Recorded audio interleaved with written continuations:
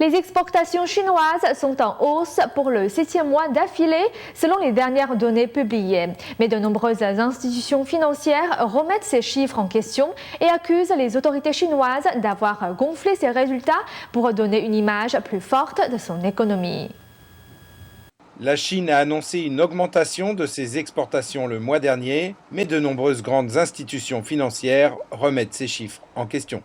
Les exportations chinoises ont grimpé de 14,1% le mois dernier, le plus grand progrès depuis mai dernier, selon l'agence de presse Bloomberg.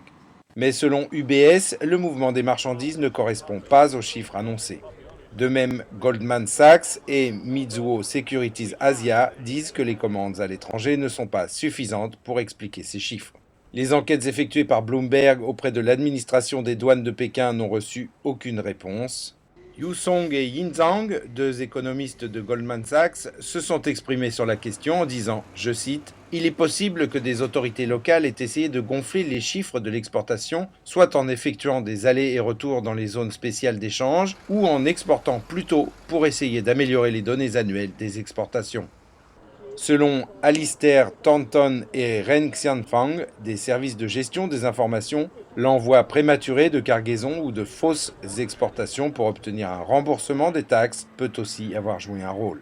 Des entreprises comme la Shenzhen Global peuvent aussi avoir joué un rôle. Pour un prix de 1000 yuan par véhicule et par jour, des camions peuvent transporter des marchandises vers des hangars dans des zones douanées, ce qui suffit à faire croire que les produits ont été exportés. Selon l'administration des douanes chinoises, en 2009, des administrations locales ont été repérées en train de transporter des marchandises vers et hors de zones douanées pour augmenter leurs chiffres d'importation et d'exportation.